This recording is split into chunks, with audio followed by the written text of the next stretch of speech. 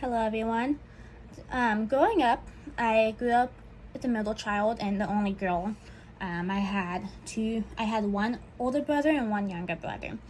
And I was always told that I couldn't do certain things that I wanted to do with them because I was a girl. And that was the reason that my parents gave me. I couldn't play sports with them.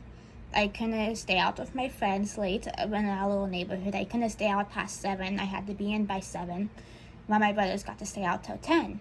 And this leads me to what we're going to be talking about today, which is how strict gender roles in society and in family life can affect a person's mental development, can affect how they develop into a young adult. So, from my own experience, I understand somewhat of what parents mean by you can't do certain things because you're a girl, but I see how it affects a person's mental health and their self-esteem as they grow up. Strict gender roles can cause men to have trouble expressing their feelings and communicating their feelings. It could cause them to have trouble understanding what they're feeling also. It could cause teens who grew up in a strict gender role household to develop anxiety at a higher rate than someone who were to grow up in a household where they were supported to do whatever they wanted.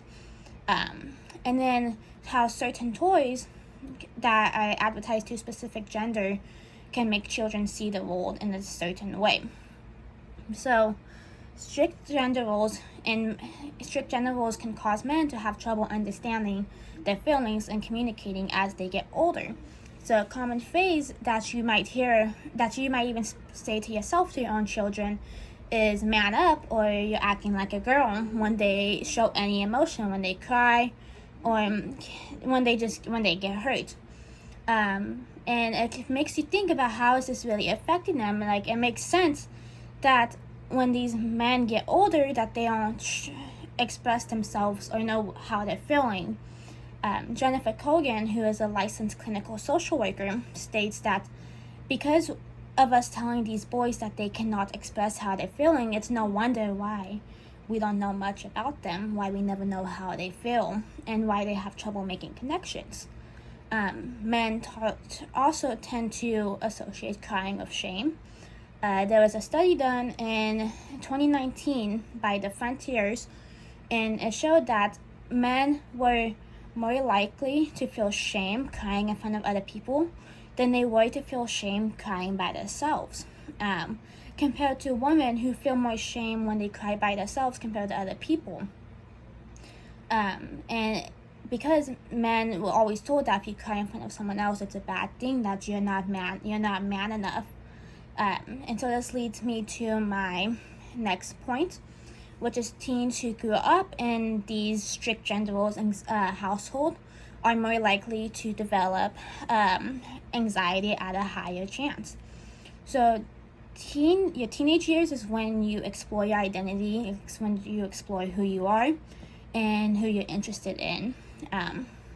So for families there's some families out there where your children, if they express themselves in a way that they don't like, so for example, boys painting their nails or girls playing football or having their hair short, these children get disciplined instead of the families accepting it and letting them express themselves. In a study done by Jack Turbin on gender identity in youth, it was showed that children from these types of households had a 15% more chance to develop anxiety as they got older. Teens who were questioning their gender, so if someone felt like they were transgender, if they felt like they were the opposite gender, they had a 38% chance of developing anxiety and depression more than people who either identify with the gender they were born with or who grew up in a household that didn't support them. So this leads me to my third point. And certain toys are advertised towards a specific gender and determines how a child can see the world. So I'm going to put up 2 pictures right here. And I'm going to ask you to show me which one you think is the girl toy aisle and which one you think is the boy toy aisle.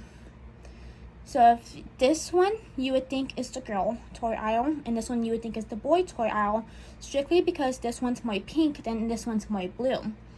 Now, if you were to walk down the girl aisle, you would see that there are tons of different baby dolls down the aisle. But if you walk down the boy aisle, there's none at all. So a study was done by the International Journal of Early Years Education, and they talked to a young girl named Sophia who was about 5 years old, and the only toy that she had was baby dolls. That's all she wanted as she grew up, was she just wanted baby dolls. And they were asking her questions about like what she liked to do, what she knew how to do.